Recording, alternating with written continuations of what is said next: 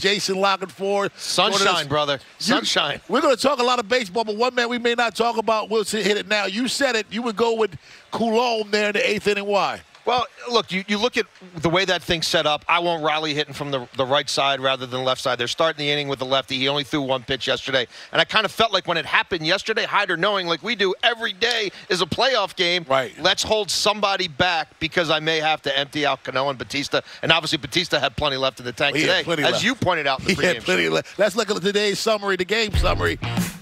Look, George Kirby pitched a heck of a game. 6 of the 3rd innings, giving up 2 earned runs on 6 hits, striking out 4.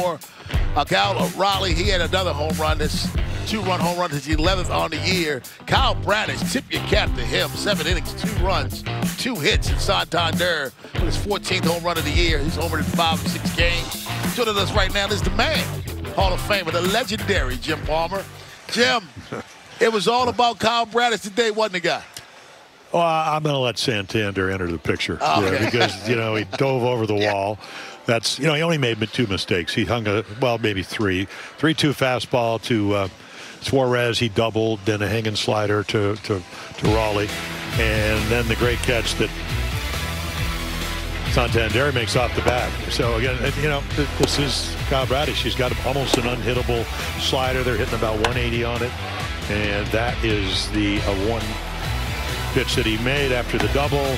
So again, I think he's kind of changed his stuff, went to more fastballs, big overhand curveball. So again, his stuff is exceptional, and we saw that last year. And like I said, he was the best 4-7 pitcher. They traded for him from Dylan Bundy. Was not going to win any games when it's 364 to the power alley, being a fly ball pitcher. It was something like 16-30. The Orioles don't draft a lot of pitchers. They go out, trade for 4. And, just like Manny Machado, the lone engine is Kramer. He goes 7. And then Bradish. And we saw these 2 young guys pitch about as well as you can pitch the last 6 weeks, 7 weeks of 2022. And it took Kramer a little bit of while, the World Baseball Classic. And now they're back pitching exactly, I think, the way you expect them.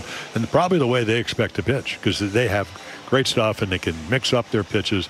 And as you've seen the last 2 days, they can pitch deep into a ball game. Well, Jim, he's de-emphasized the fastball, right? He's got a slider they're hitting 184 off of. He's got a curve they're hitting 180 off of.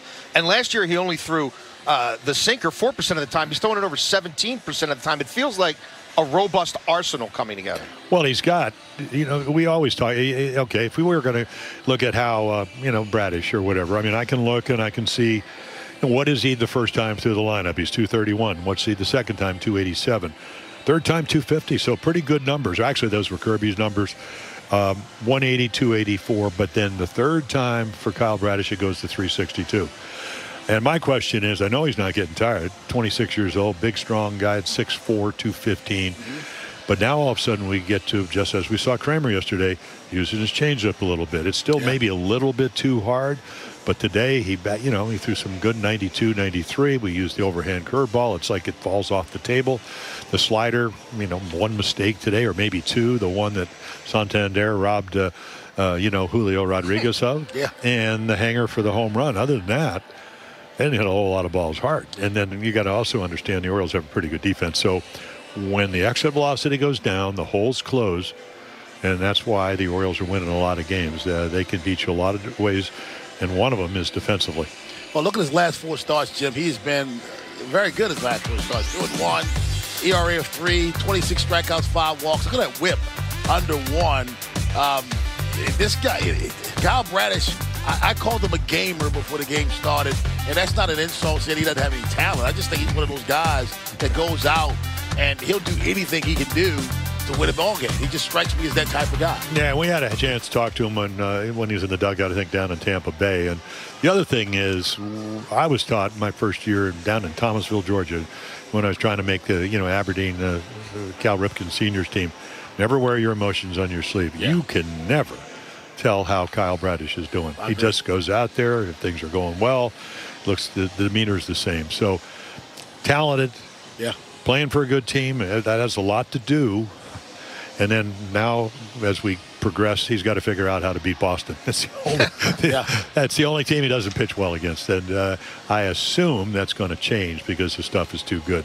But he gives you a chance to win. And, you know, whether it's Tyler Wells or whether it's Kramer, and now you got a lot of guys, Gibson, every time they go out there, it's not like the old days where you're hoping they're going to pitch well. If they don't pitch well, you look at him and you're going, geez, that's not what we're used to. I mean, Gibson's, you know, his Friday, the Friday night stuff, that's not the Kyle Gibson we've gotten to know. So, you know, and now you got Cincinnati coming in. They had won 12 in a row. I don't know, it was 3-3 today, but it's good ball, young ball club.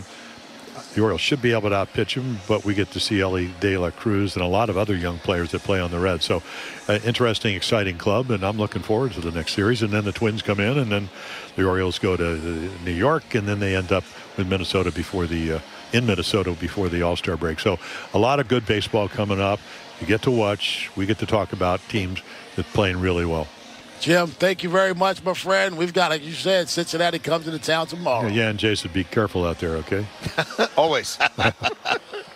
That's Jim Palmer. Thanks a lot.